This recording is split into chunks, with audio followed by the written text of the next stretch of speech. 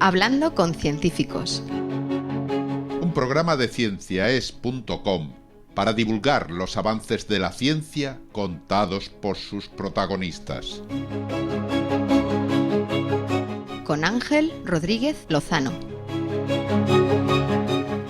Hoy os invitamos a escuchar cómo almacenar energía renovable en líquidos orgánicos. Proyecto IPER. Hablamos con José Manuel Serra.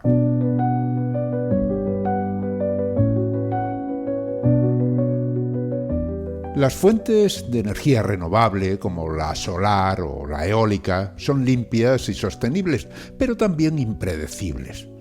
El sol no siempre brilla y el viento no siempre sopla. Además, los momentos de generación y de consumo de electricidad no suelen coincidir, lo que provoca excedentes de energía que, si no se aprovechan en el momento, se pueden perder. Por eso uno de los grandes retos es cómo almacenar esa energía renovable para usarla cuando realmente se necesite. Una solución innovadora llega de la mano del proyecto IPER, o HYPER, como lo dicen los científicos. Está coordinado por el investigador José Manuel Serra, desde el Instituto de Tecnología Química. El proyecto consiste en desarrollar un sistema que permita almacenar y transportar energía renovable en forma de hidrógeno químicamente ligado a moléculas orgánicas en estado líquido. ¿En qué consiste esa tecnología? ¿Qué papel juegan la química, los materiales y la ingeniería en ese avance? De todo esto vamos a hablar con José Manuel Serra en este nuevo capítulo de Hablando con Científicos.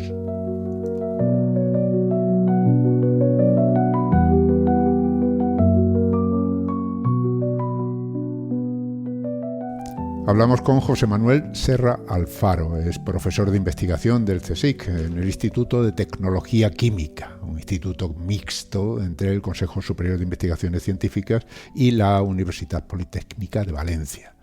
Es el coordinador del proyecto europeo IPER, que ahora nos va a explicar de qué va. Ante todo, un saludo. Muchísimas gracias por participar en Hablando con Científicos. Bueno, un saludo y muchas gracias a ti por la oportunidad. Hablamos del proyecto IPER. Según mis datos, es un proyecto que pretende crear o diseñar un nuevo reactor que almacena y transporta energía eléctrica renovable mediante moléculas orgánicas portadoras de hidrógeno. Ahí es nada. Hay muchas cosas que explicar ahí. Sí. Empiezo por el final, lo que se llama Liquid Organic Hydrogen Carriers, que son portadores moleculares de hidrógeno, moléculas orgánicas, que son pues, moléculas tipo similar a la gasolina, en las que existe un estado en el que está como descargado y en el otro en el que a través de una reacción de hidrogenación el hidrógeno se empaqueta dentro de la molécula de manera que ya no es un gas, sino que está embebido. No es disuelto porque está en un enlace químico, pero está de una manera presente en un líquido que es como una gasolina, entonces es muy difícil de manejar, de transportar y de almacenar pues eso, en grandes cantidades, en grandes depósitos. Eso es por un lado lo que le llamamos portadores líquidos orgánicos de hidrógeno. Claro. Yo tengo placas solares aquí en mi casa. Es la verdad para mí una maravilla porque puedo producir mi propia electricidad. Pero claro, cuando se habla de producción de energía eléctrica, por ejemplo solar, pues ahí dependemos, la energía viene del sol y si es de día se obtiene, si no hay nubes, o si es de noche no se obtiene. Pero claro, esa energía que se vierte a los canales de distribución normales en forma de energía eléctrica, los requerimientos no coinciden con ese máximo de producción. Entonces parece ser que el hidrógeno ahí juega un papel importantísimo para poder almacenar lo que sobra en un momento y darlo cuando haga falta. Sí, a ver, una de las ideas que hay es bueno, cómo almacenar esa energía. Imagínate que estás en una isla, ¿no? Y no que tú quieres aislarte, ¿no? Nunca mejor dicho, de la red, ¿no? Por muchas razones, pero otras porque quieres ser autosostenible o autoconsumo. Entonces necesitas un cierto tipo de almacenador, acumulador, ¿no? estaban los acumuladores de calor, ¿no? Que tenían grandes tanques de agua, ¿no? Principalmente para dar agua caliente. Ahora hay acumuladores tipo baterías, pero claro, la huella de carbono que tiene esa batería de hace hasta que se acaba de reciclar es muy grande y seguramente no compensa toda la energía que vayas a utilizar. Y por otro lado, el coste y unos aspectos de seguridad que todavía no están claros con las tecnologías actuales de baterías. Aunque en el futuro, las nuevas de estado sólido y otros tipos, pues parece que sí que va a ser menos riesgo. Pero la otra alternativa que todavía se está explorando es explorando madurando, ¿vale? Es el hidrógeno, porque, claro, agua tenemos y sería tener un sistema que de alguna manera pudiera almacenar en agua, en protones, toda esa energía eléctrica que yo tengo un excedente cuando un día de sol y por la noche no tengo. Entonces, la idea es, a través de electrólisis de agua, intentar obtener hidrógeno y acumularlo. Cuando habla de electrolisis, quiere decir que estamos disociando la molécula de agua, separando el oxígeno y el hidrógeno y almacenando el hidrógeno, y para eso hace falta energía, lógicamente, que es la energía que producen, pues a lo mejor esas placas, ¿no? Exactamente. A ver, sí, he sido quizás demasiado técnico, ¿no? La electrólisis, bueno, al final es lisis, que es separar, romper, ¿no? En este caso, la molécula de agua a través de la aplicación de un potencial eléctrico, de electricidad. Y eso requiere una energía que viene por la ley de Nernst, que también los de ciencias dimos en bachillerato, y eso tiene una energía que por un lado requiere para romper ese enlace y separarlo, porque por un lado saldrá el oxígeno y por otro camino saldrá el hidrógeno. De hecho, ese oxígeno puede ser que sea interesante, por ejemplo, si estás cerca de, de alguna granja o lo que sea, pues tiene usos en granjas para dar más oxígeno o, bueno, aplicaciones en un hospital, pues aplicaciones médicas, depende, ¿no? Del uso. Siempre es interesante porque da quemar con más oxígeno siempre da más eficiencia. Y por otro lado, el hidrógeno. Entonces, los dos problemas que tienen ese proceso de disociación del agua y su separación es que, por un lado, hay pérdidas eléctricas, lo cual es normal. Las baterías siempre tienen pérdidas eléctricas cuando las cargas súper rápido, ves que se calienta. Y cuando la descargas súper rápido, se calienta. Como ves, hagas lo que hagas, siempre hay disipación de calor, ¿no? Es la segunda ley de la termodinámica, ¿no? La entropía del universo siempre aumenta, el desorden, que el calor es desorden, siempre aumenta en cualquier paso que das. Y el otro problema que hay, uno es la eficiencia energética, ¿vale? Esas pérdidas hay que minimizarlas, y por otro lado es el almacenamiento. Y el almacenamiento del hidrógeno es una tarea dura y difícil comparado con tener una gasolina que yo vierto o una bombona de butano. ¿Por qué? Porque es súper ligero, pero no se puede, bueno, en práctica es difícil de una manera práctica licuarlo. Sí que hay, evidentemente, procesos y cosas de hidrógeno líquido, pero lo normal es que tengas que comprimirlo y para que realmente haya compacidad, tienes que comprimirlo a 600 bares, lo cual es una presión muy elevada y requiere equipamientos complejos y eso hace que no sea demasiado popular el tema del hidrógeno en automoción, aunque hay depósitos que lo aguantan, súper bien certificados y no hay riesgo, pero de nuevo, en esa transformación necesitas equipamiento complejo y en esa compresión se pierde de nuevo eficiencia, ¿vale? Cada proceso que añades en la cadena son pérdidas. Todo es como los impuestos. Cada transacción es una pérdida. Y aquí al final vas quitando energía y claro, y luego después ese hidrógeno quieres que vaya hacia atrás para que te devuelva la energía. Entonces, cuanto más pasos de golpe se den y con la mayor eficiencia, mejor. Y de hecho el proyecto Hyper le llamamos nosotros, aunque dicho directamente es Hyper, pero Hyper, eh, lo que pretende es eso, aunar en una sola unidad varios procesos de manera que las pérdidas que puedan haber se puedan utilizar en el mismo proceso.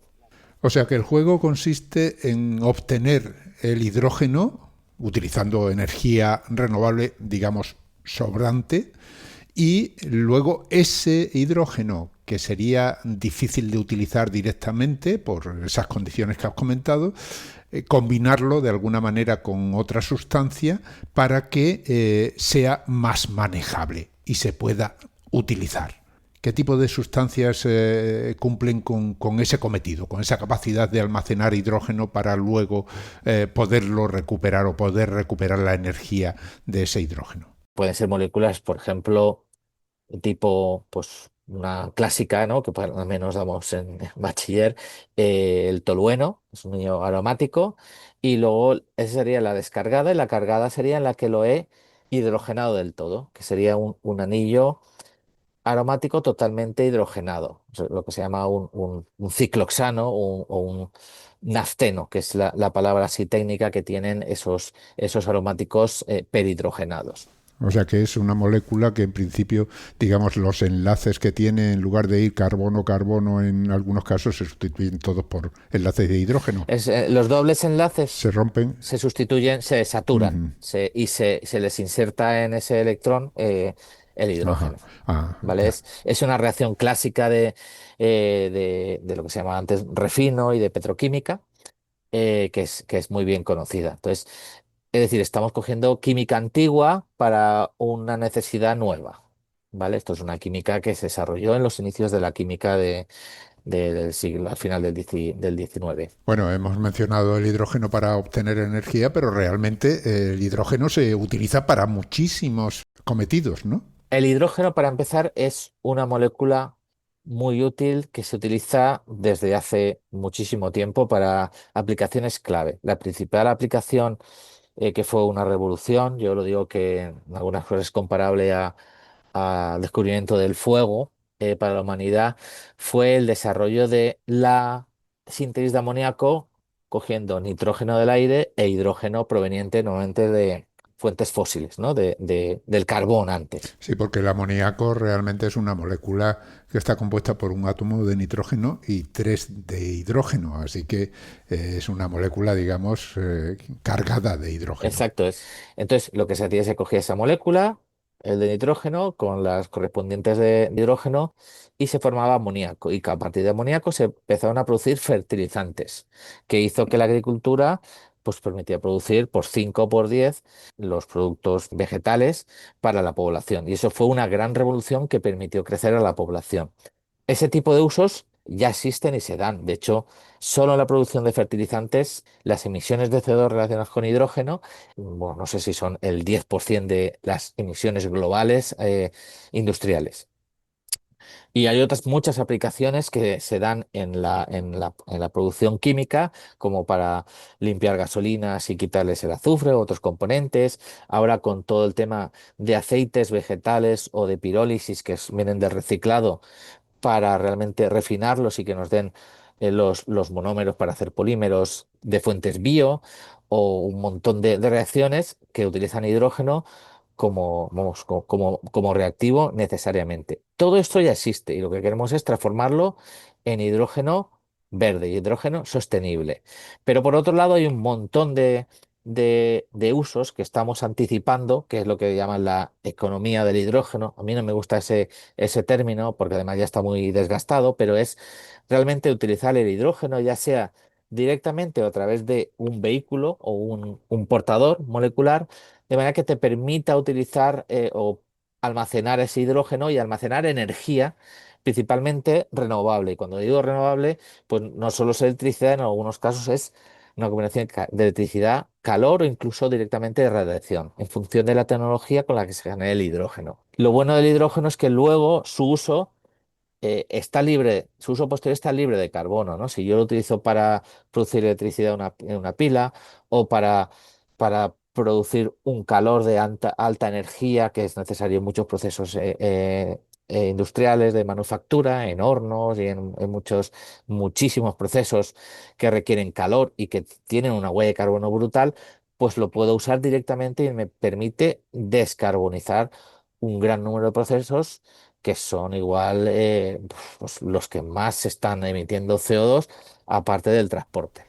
O sea que el hidrógeno, entonces, en principio, dependiendo de lo que hagamos, puede utilizarse para obtener energía, uniéndolo al oxígeno y simplemente quemándolo de alguna manera. En una pila de combustible Eso es o en un una pila quemador. de combustible y demás. Ahí lo que hace es proporcionar energía o bien almacenar energía, que es utilizar una molécula para que al unir el hidrógeno, aportándole energía, se consiga unir, ¿no?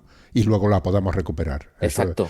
Ese es el juego. Y esos portadores son, como los que he dicho, una molécula orgánica, pero también pueden ser otros portadores que per se tú lo puedes utilizar para descargarlos o sean ya un producto que te permita hacer o plásticos o cualquiera de las cosas que tenemos encima de la mesa que vienen de utilizar monómeros, pues puede ser, bueno, una es amoníaco que ya hemos dicho que es un portador, que es semilíquido, bueno, de semilíquido me refiero que va un poquito de presión como la bombona de butano, pero es fácil de manejar, ¿vale? Pero es más fácil de manejar una garrafa de gasolina que una bombona de butano, ¿no? Pero bueno, es manejable, ¿vale? Todos tenemos o hemos tenido hasta hace poco una bombona de butano por casa. Pero también puede haber otros portadores, voy a decirlo así, que se basen en carbono, tipo metanol, hacer metanol a partir de CO2 o hacer otro tipo de alcoholes superiores a partir de hidrógeno. Y esas moléculas pueden ser un, un- lo que se llama un commodity, una molécula comodín que se puede utilizar en la industria para luego empezar todas las químicas, química farmacéutica, química fina, fragancias, cosmética o polímeros, fibras, todo lo que tenemos a nuestro alrededor, al final o viene del petróleo o bien, o vendrá, porque ahora hay muy poquito de química sintética que se basa en hidrógeno, CO2 o nitrógeno. Eso es el futuro descarbonizado o todo lo descarbonizado que se puede ir haciendo en función de cómo avance la tecnología y la viabilidad económica, que creemos que en un horizonte de 20, 30, 40 años será, bueno, lo que suceda, o esperan las grandes empresas de estos sectores que será lo que suceda. Bueno, pues ya tenemos claro para qué podría servir este proyecto Hyper o Hiper. Eh, Decías que lo que se pretende ahí es, de alguna manera, hacer algo más compacto, ¿no? Que no solo se dedique a producir, digamos, una sustancia enriquecida en hidrógeno que se pueda utilizar a lo mejor como combustible, sino que pretende hacer todo el proceso, digamos, más completo. Cuéntanos los detalles. Lo que pretende es eso, aunar en una sola unidad varios procesos de manera que las pérdidas que puedan haber se puedan utilizar en el mismo proceso. Y ahí aunamos eh, en el modo de almacenamiento lo que sería la disociación, la electrólisis del agua por un lado de la membrana. La membrana es simplemente una capita en la que solo transporta los protones del agua. Y esos protones de agua, luego en el otro lado, reaccionan con la molécula orgánica y nos da la molécula cargada, ¿vale? Y la molécula cargada se puede almacenar en un depósito, ¿vale? Aparte. Sí, cuando hablamos de protones hablamos de Sí, sí, hidrógeno. hidrógeno es El protones, sí, hidrógeno. sí. Bueno, el protón es el núcleo del hidrógeno, ¿vale? Entonces, yo lo muevo y luego lo que hace falta, evidentemente, en el desarrollo, pues hace falta desarrollar materiales que hagan todo eso eficiente y rápido, es decir, que suceda de una manera casi inmediata, ¿no? Y de manera que tú puedas tener flujos grandes en un tamaño adecuado. O sea que en un lugar de la membrana se disocia el agua, se crea oxígeno e hidrógeno, Exacto, pero el hidrógeno es el único que pasa por la membrana, el oxígeno no, exactamente. solamente el hidrógeno, ¿no? Y entonces al pasar, luego puede reaccionar con una molécula que es la que lo va a almacenar realmente. Sí, va a ser su portador, Va a ser exactamente. claro.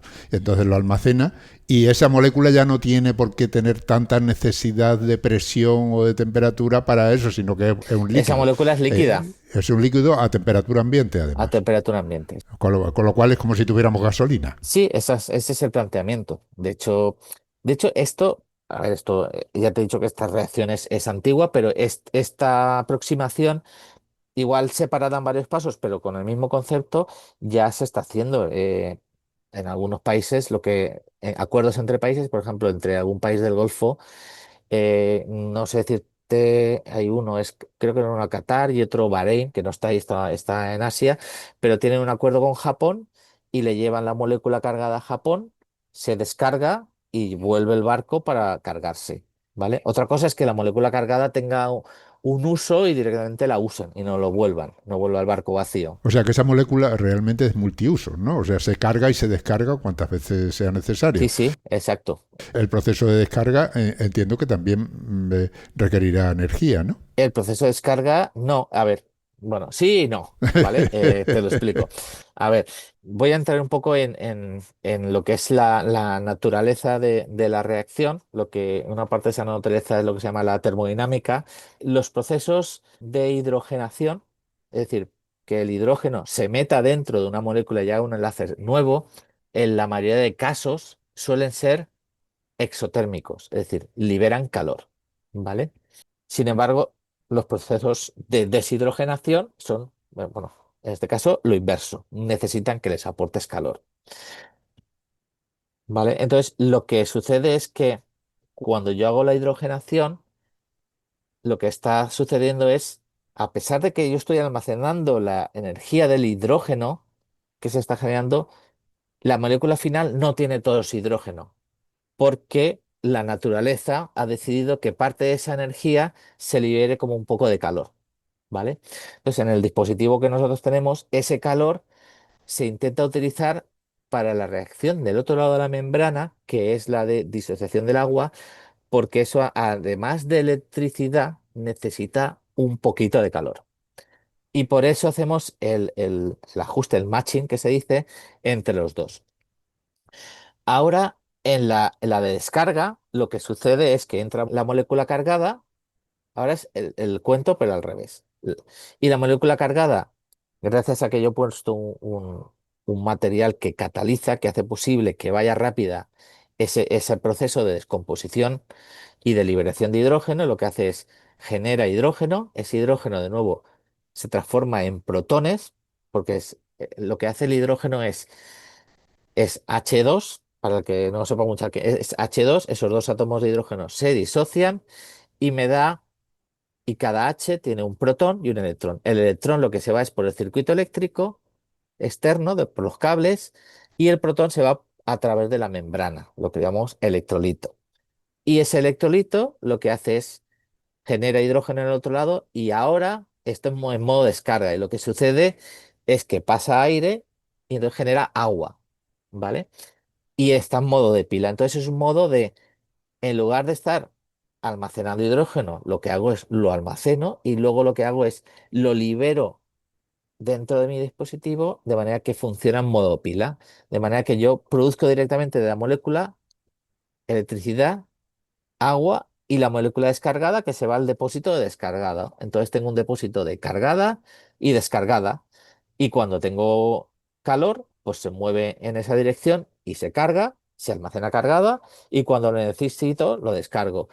Y ya se me pueden ocurrir muchas combinaciones de varios depósitos y tal para tener cierta flexibilidad. Muy bien, José Manuel, vamos a tomarnos un pequeño descanso. Volvemos enseguida.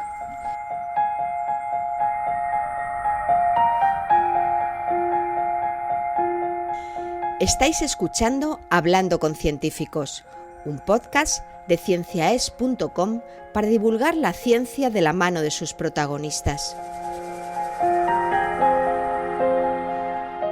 En nuestra página web, cienciaes.com, podéis encontrar más de 500 entrevistas con científicos de todas las disciplinas. Os invitamos a escucharlas y compartirlas en redes sociales con vuestros amigos y conocidos. Cienciaes.com ofrece un conjunto de podcasts de acceso libre y gratuito a través de iTunes, Spotify, Google Podcasts, iVoox, TuneIn y muchas más plataformas. Todo en cienciaes.com.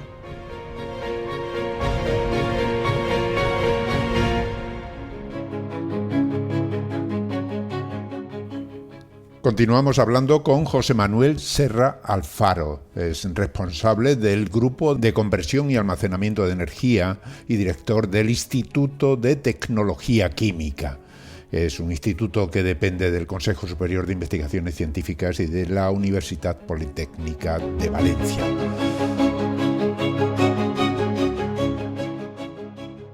José Manuel, estábamos hablando de ese proyecto IPER de la Unión Europea, que lo que pretende es almacenar energía renovable en forma de hidrógeno en moléculas orgánicas, de manera que esas moléculas orgánicas en estado líquido se puedan luego transportar o llevar a otro lugar con comodidad y recuperar luego el hidrógeno para recuperar también esa energía. O sea que ese compuesto orgánico es realmente un acumulador. Exacto. Lo que se está trabajando mucho es para desde algunos aspectos que he dicho así por encima para ajustarlos, ¿no? Porque al final en los detalles es donde está, ¿cómo se dice? El demonio, ¿no? Está en los detalles, ¿no? Sí. Por ejemplo, uno es importante que es la toxicidad, ¿no? Para ese que he dicho tranquilamente, pues está trabajando en moléculas que sean lo menos tóxicas y lo menos volátiles, de manera que si hay un vertido, pues no sea tóxico y además no se evapore, ¿no? Ni se vaya. Entonces, eso se está trabajando en moléculas, también tienen que ser baratas. Y la otra es, y luego los dos últimos aspectos son más técnicos. Uno es que la capacidad de almacenar energía, o en este caso hidrógeno, sea el mayor por volumen y peso. ¿Vale? Es verdad. Pues tú lo que quieres es que haya, por metro cúbico que tengas en tu garaje de esto, pues que tenga la mayor densidad energética, por lo menos, que pueda recuperar por ciclo. Y otro aspecto importante es el calor que se libera. Cada vez que libero calor en uno de esos pasos, lo recupero, pero cuanto menos calor libere, mejor en general, por lo que he dicho, lo de las pérdidas de disipación, que al final es lo que se llama eficiencia energética. Al final, en la mayoría de los casos es generación de calor. ¿Vale? Igual que la inteligencia artificial, ¿no? El Big Data y todo eso, al final genera calor porque hay problemas de eficiencia energética. Pues aquí es lo mismo, intentas diseñar las moléculas para que cuando se produzca ese proceso de carga y descarga con hidrógeno, la evolución de calor, lo que se llama la entalpía, ¿vale? Sea lo menor posible. Todo eso es como hacer un sudoku muy complicado, porque hay tendencias o reglas de la naturaleza que hacen que no sean compatibles y al final tengas que llegar a un punto de óptimo o de compromiso, ¿no? O sea que entonces vuestra investigación va por un lado en la generación o la búsqueda de esa sustancia ideal, digamos, para almacenar. También entiendo que esas membranas que mencionabas que dejan pasar los protones y demás también serán objeto de investigación, ¿no? Nuestra investigación en este proyecto, que el grado de madurez es un proyecto de grado de investigación de riesgo, ¿vale? No es que tengamos ya eso ahí funcionando y llenando depósitos. Estamos en un grado de madurez bajo, es investigación de lo que se llama TRL. No sé si conocéis lo que son grados es Technology Readiness Level, ¿no? Grado de madurez de la tecnología. Está en un grado bajo, 3 4, ¿vale?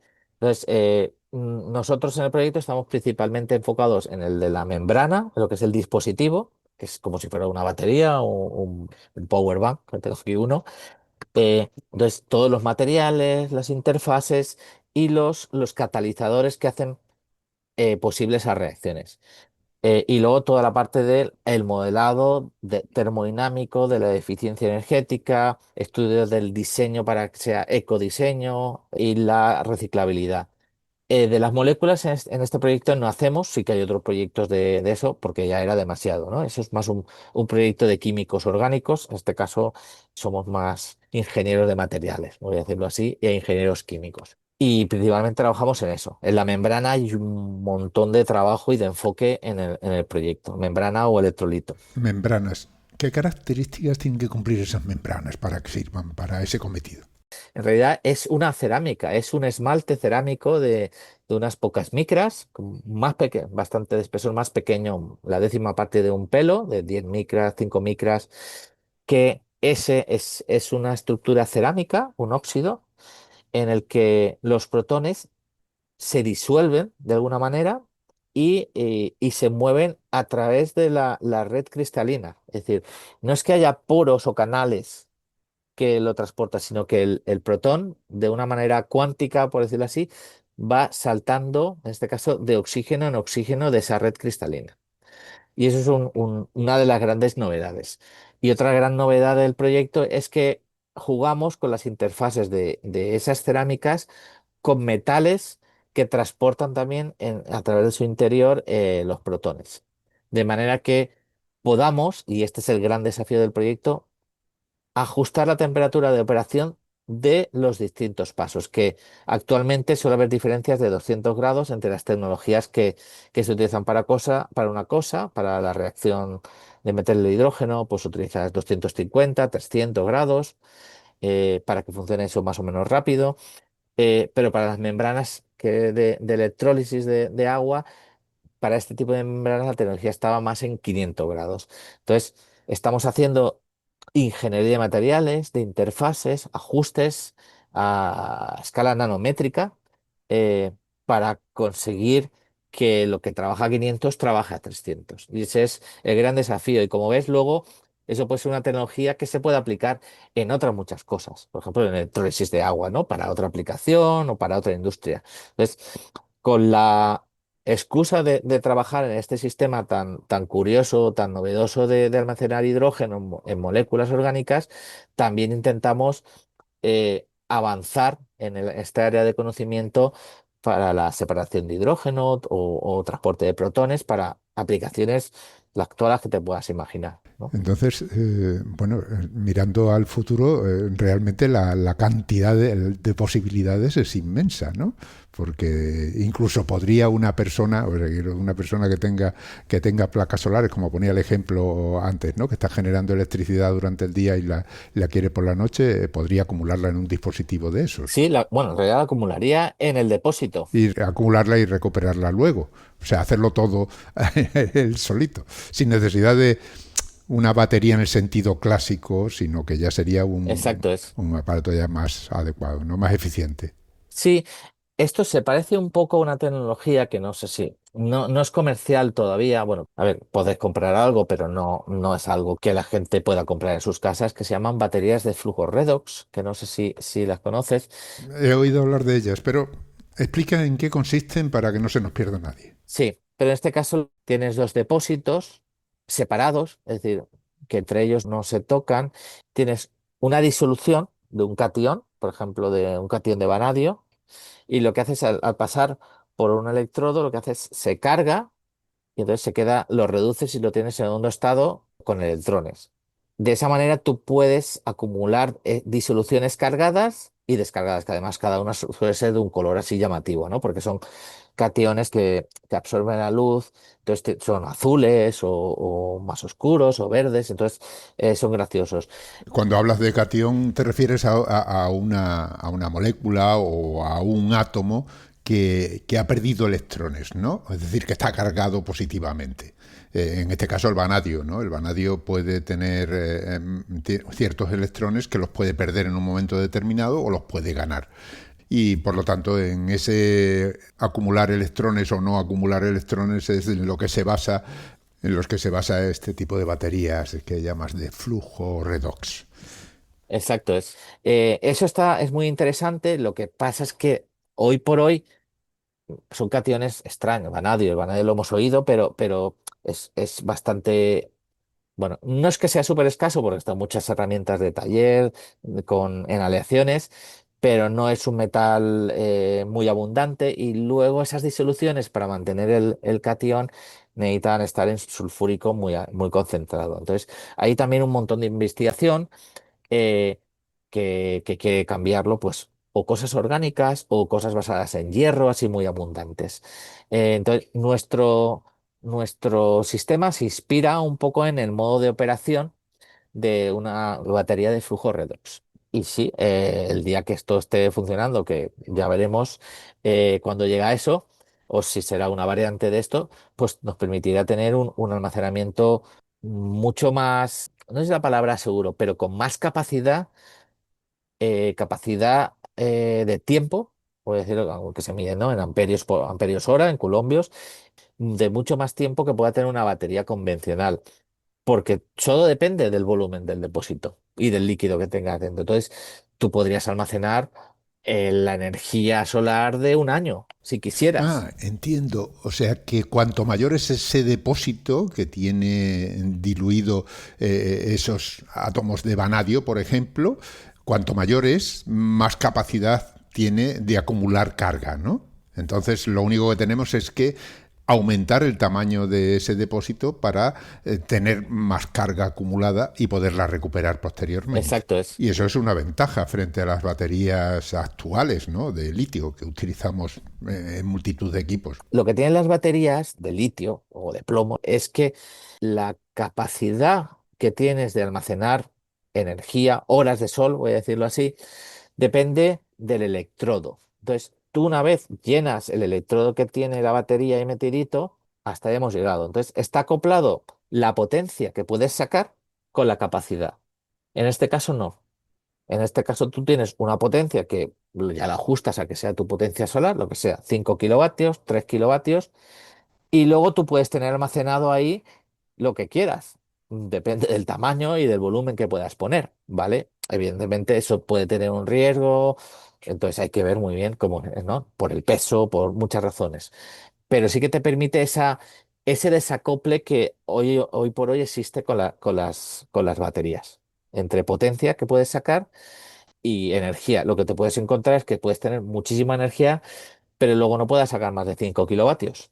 Lo puedes sacar durante muchos días sin parar, pero no puedes sacar más de 5 kilovatios, aunque tengas almacenado, ¿no? Eso es parecido, ¿no? Como un coche. Tú puedes tener un depósito para hacer muchos kilómetros, pero más de 50 caballos no le sacas a tu motor. Pues eso es parecido, Ah, ¿no? muy interesante. Este proyecto Hyper, decía yo hiper, este proyecto es un proyecto europeo, ¿no? Es un proyecto en el que participan varios países. Sí, sí. Cuéntanos cómo se ha creado este proyecto y cuál sería su continuación, porque al final, lo has dicho, eso es una parte de todo lo que habría que hacer, ¿no? Claro.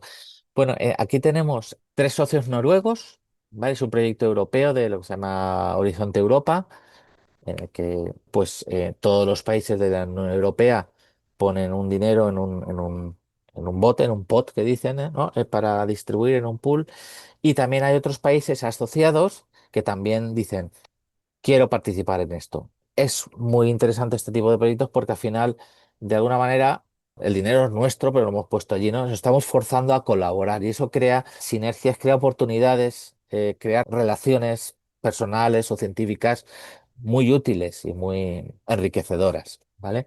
En este caso, yo te digo, hay tres socios, a ver si lo recuerdo bien, tres socios noruegos, que es SINTEF, que es el equivalente al CSIC español, ¿no? El organismo principal de investigación de Noruega, la Universidad de Oslo, que es una de las dos grandes universidades de Noruega, está esta y la de NTU, la técnica. Y luego hay una spin-off noruega, se llama Costec, ¿no? Que viene de una empresa americana, pero es una spin-off de unas 15 20 personas en Noruega. Luego tenemos la empresa Lomartov, que es una empresa pequeña, una consultora eh, pues de ecodiseño, de análisis de ciclo de vida, descarbonización, que está en Valencia también. Y tenemos un socio de la República Checa que hace la parte de la catálisis junto con nuestro instituto. Y tenemos, si no recuerdo mal, un socio suizo en este caso el socio suizo, ahora sí que lo hacen, pero cuando nosotros pedimos el proyecto no ponían dinero, entonces ellos llevan su propio presupuesto. De manera que el proyecto, en lugar de ser de 2,5 millones, que era lo que nos decía la Unión Europea, tiene 2,5 de Europa o de la Unión Europea y asociados y uno del gobierno suizo, porque también lo vio estratégico. Yo creo que este es principalmente el proyecto. No es un proyecto grande con muchos socios, pero sí enfocados y con un expertise, ¿no? Una especialidad científico-técnica en los componentes que hemos dicho. ¿Y cómo continuaría en el futuro? Pues bueno, si esto va bien, enfocado, a ver, yo creo que sería ir a un proyecto para escalarlo siempre hay que optimizar y mejorar materiales y hacerlos más baratos y más sostenibles. Y por otro lado, si todo fuera bien, quizás lo interesante sería o que una empresa empezara ya a invertir en innovación para hacerlo realidad, o montar entre los socios una startup, una spin-off, de manera que realmente esa tecnología se quede, yo iba a decir en Europa, pero se quede en España y permita que toda la inversión que hemos hecho en I+D revertiera en crear puestos de trabajo y riqueza aquí. Porque desgraciadamente al final lo que nos sucede es que acabamos haciendo artículos científicos, bueno, evidentemente de esto van a salir artículos científicos, pero luego a la hora de apostar por innovar y por crear ese valor en empresas high-tech, pues acabamos transfiriéndoselo o dándole la oportunidad, pues, a empresas principalmente en Estados Unidos, China o quizás en el norte de Europa, ¿no? A Silicon Valley. Vienen aquí, me interesa, pues te lo compran y tú contento porque te dan un dinero interesante, pero no genera el valor aquí. De hecho, si lo miras, uno invierte más dinero del que luego te dan. Lo que pasa es que como luego te lo dan de golpe ha parecido que es mucho, pero en realidad el sistema español está invirtiendo público, está invirtiendo mucho dinero en generar conocimiento. Entonces, es algo en lo que se está trabajando y todas las instituciones públicas están apostando. Hay gente muy dedicada, por ejemplo, en el CDT a ello. Entonces, es algo en lo que, vamos, creo que tenemos oportunidad de mejora y oportunidades de verdad para que el país avance y cambie el modelo productivo con este tipo de iniciativas. Claro, para cualquier proyecto de estos hace falta un equipo.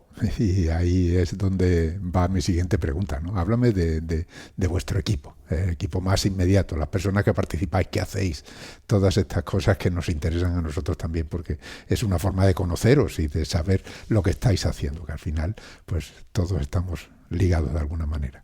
Pues, a ver, en este caso el equipo bueno, voy a hablar primero. Tengo la suerte de contar con un amplio equipo de investigación, que es el grupo de conversión y almacenamiento de energía, aunque hacemos otras cosas de descarbonización, de procesos, pero bueno, ese es el nombre que nos pusimos como seña identitaria.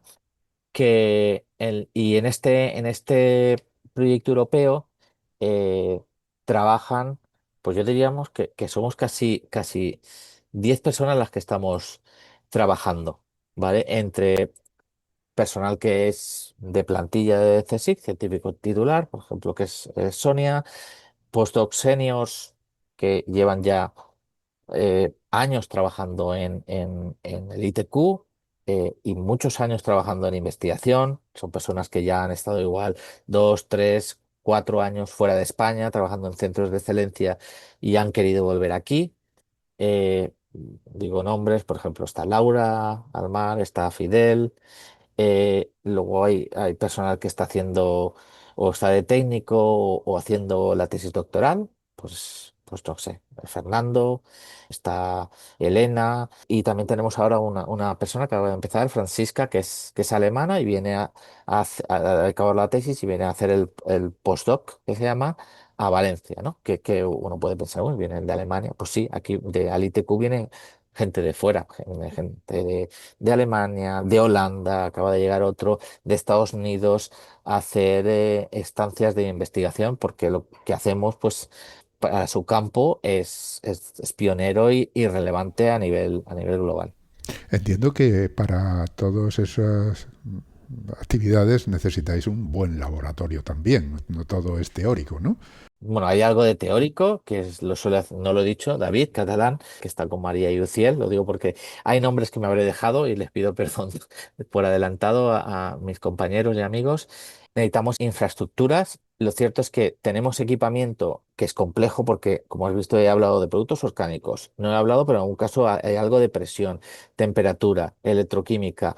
Tiene muchas cosas, toda la analítica, porque yo tengo que estar analizando el gas que sale, el orgánico que sale, todo eso es mucho equipamiento, cromatógrafos de gases, bueno, y son montajes experimentales que hemos ido creando con el tiempo. La única pega que tenemos ahora es el espacio, que estamos bastante saturados, pero bueno, nuestras instituciones madre sí que están tomando acciones para mejorar esta situación. Tanto la universidad como el consejo se han comprometido a mejorarnos el espacio. Aún así, en nuestro instituto es grande en sí, ¿eh? Y estamos muy agradecidos de nuevo a la universidad y al consejo en el esfuerzo que hicieron tanto en el espacio como en el equipamiento, pero ahora después de 35 años de instituto, pues bueno, tenemos que dar un paso a un espacio ya acondicionado para la actividad de calidad y de seguridad que requieren, ¿no? Cómo ha evolucionado nuestra actividad. Bueno, no lo he mencionado, aquí lo pongo, ahora soy el director del instituto, entonces también tengo un poquito esta parte de Sí, política bueno, científica y esa responsabilidad, ¿no? y esa responsabilidad por velar por no solo por la excelencia e impacto de lo que hacemos, sino por la seguridad y el bienestar de todos los Ujú. compañeros. Y ya para finalizar, siempre comento, ¿no? Ahí entre la audiencia hay estudiantes, alguno de ellos puede estar pensando en dedicarse pues a este campo del conocimiento. Para esos estudiantes, muchas veces a lo mejor vuestra trayectoria les enciende una lucecita y les abre una posibilidad. Cuéntame cómo es que te has dedicado a esto. Bueno, pues un poco bueno, como todo, ¿no? Ha sido casualidad. Yo estudié ingeniería química. Al principio no sabía realmente qué estudiar. Me atraía mucho la biología y la química y era una carrera nueva y dije, mira, las ingenierías tienen salida, ¿no? Empiezas por ahí. Y bueno, tenía inquietud de poder ir al extranjero en algún momento y en cuarto me fui a hacer una estancia a Alemania y a un centro de investigación, que era con un programa de intercambio que se llama IAESTE de ingenieros. Antes tuve yo que conseguir que viniera un puesto para que alguien viniera de allí a aquí. Bueno, era de nuevo algo como una bolsa, ¿no? Tú conseguías a que viniera uno aquí y luego podías tú elegir más o menos. Y fui allí y muy bien, me gustó. Me ofrecieron quedarme y hacer el trabajo fin de carrera, lo que es el trabajo fin de máster, y acabé y volví, ¿no? Y ahí ya empecé a hacer cosas de este estilo. Trabajaba con emisiones de coches, ver cómo poder evitar la emisión de partículas de coches y con algo de catálisis, ¿no? Entonces volví y en la universidad me dijeron, bueno, pues mira, aquí hay un instituto que es muy bueno en eso que has hecho allí, igual te interesa trabajar y a la vez ayudar a la universidad. Y ahí me presentaron, tuve la suerte que conocí a Belino Corma, que es el fundador del instituto, que es Premio Príncipe de Asturias y, vamos, una referencia en nuestro campo. Y empecé a trabajar con él. Y claro, él, una persona con muchas ideas, muy inquieta, con una red muy potente, o sea, es un genio. Entonces, bueno. Bueno, pues para mí fue muy interesante. Él también me puso en varios proyectos y bueno, y acabé haciendo la tesis con él. Luego no me dio tiempo casi a hacer nada en la universidad porque estaba volcado en la investigación. Tuve la suerte de tener gente alrededor que me ayudaba y luego cuando acabé decidí irme otra vez cerca de donde había estado en Alemania durante 2 años a hacer un estudio postdoctoral y de nuevo allí, de hecho tengo allí amigos, de mis mejores amigos están todavía en Alemania, la verdad es que fue una experiencia muy buena, enriquecedora, por suerte salieron cosas y tanto en el doctorado que el inicio fue bastante árido, era muy interesante, pero no salían casi cosas. Pero luego veo el balance del doctorado y salieron muchos artículos científicos y muchas patentes. Y esa cultura, esa escuela creada en el ITQ, principalmente por la manera de llevarlo de Abelino, pues me hizo que en Alemania también parecido, sacar artículos y patentes, ¿no? Y luego eso hizo que al volver, pues bueno, asumiera responsabilidades y también heredara esa manera de intentar transmitir a los que están alrededor esas inquietudes, ese gusto por lo que hay detrás de las cosas, ¿no? Por ver que cuando algo te sale mal o tienes un resultado extraño, ¿qué hay detrás de eso? Porque realmente ahí es donde está el descubrimiento, el breakthrough que se llama. Y tirar de ahí muchas veces, como tenemos también la mente de la aplicación, algo que es muy fundamental, enseguida puede ser la solución, una aplicación en algo concreto que tenga un impacto en la sociedad. Entonces, en eso también lo hacemos, ¿no? Rápidamente viramos de algo que es fundamental a algo que realmente puede llegar a un producto comercial, a una industria, o un transporte, un almacenamiento de energía y que tenga un impacto y que lo veamos, ¿no? Porque al final es esa vocación, intentar hacer cosas, pero que no se quede en un paper que leen solo los especialistas, sino que en algún momento genere algo de valor en la sociedad y si es posible, pues que sea cerca de nosotros. Esas patentes que vosotros conseguís, luego supongo que ahí habrá un mercado y le puede interesar o no interesar a la gente, pero es importante, digamos, patentar. Sí, si tú tienes un descubrimiento, la manera más útil o más segura es patentar. Eh, Eso es también ahí hay un equilibrio, porque patentar todo no tiene sentido y todo no es patentable. Y luego mantener una patente no solo es tiempo, es mucha dedicación, porque bueno, es un proceso que tienes que ir defendiéndolo país a país, no es que tú lo pongas y automáticamente, entonces es costoso en dinero y en tiempo. Pero es verdad que luego es la manera de que una empresa pueda explotar en exclusiva esa tecnología y no te puedan copiar fácilmente otros. Bueno, te pueden copiar, pero no pueden comercializar, o si comercializas es bajo tu licencia. Entonces, es la mejor manera que un conocimiento, que un intangible esté protegido y luego se pueda, de una manera, valorizar de una manera más segura y más correcta. Y comercializar una patente de algo que has hecho tú en un laboratorio no es fácil, requiere tener gente interesada, saber transmitirlo y también acompañarlos en demostrar que eso que tiene tanto interés y que está protegido es escalable y no tiene ninguna barrera técnica, social, de seguridad. Hay muchos pasos en ese camino de lo que es una patente en sí de papel a un producto comercial.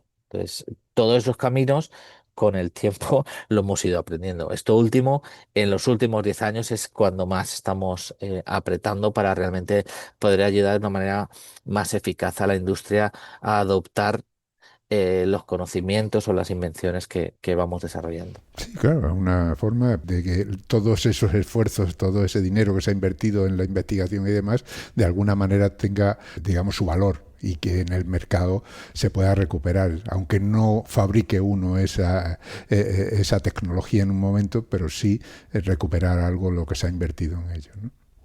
Ujú. Uh-huh. El proyecto tiene para 4 años, ¿no? Sí, son 4 años. ¿Luego se renueva o eso queda ahí? No, luego no se luego ya tienes que pedir otra vez otro nuevo, pero bueno, si ha salido todo muy bien, hay muchas opciones. Claro. Incluso si está súper bien, puede ser que venga una empresa o alguien privado y te lo financie con un interés comercial después. Eso sería lo óptimo, pero bueno, aún así nos seguimos apoyando mucho en lo público, que es quien debe en estos casos impulsar los descubrimientos y la investigación. Muy bien, pues muy agradecido. Muchísimas gracias por participar, por estas explicaciones que nos abren a nosotros un mundo totalmente desconocido y por tu tiempo, que sé que es muy valioso. Así que ya solo me queda pues decir que bueno, que más adelante, si sale una patente, si el proyecto va más y quieres comunicar algo, siempre tienes estos micrófonos dispuestos a darlos a conocer al resto del mundo. Fenomenal. Bueno, muchas gracias a ti y nos vemos pronto. Hemos hablado con José Manuel Serra Alfaro, profesor de investigación y director del Instituto de Tecnología Química, que es un instituto mixto del Consejo Superior de Investigaciones Científicas, del CSIC y de la Universidad Politécnica de Valencia, y también coordinador del proyecto europeo HYPER.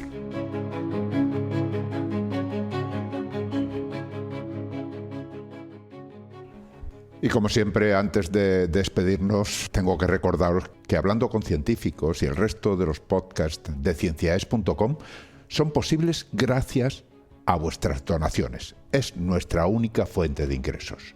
Así que, si escuchas nuestros programas, si te gustan y todavía no te has unido al grupo de mecenas, ánimo, únete. Visita cienciaes.com, pulsa el botón de donar y elige cualquiera de las opciones que ahí se ofrecen.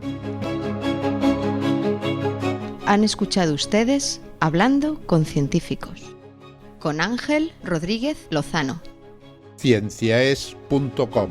Ciencia para escuchar.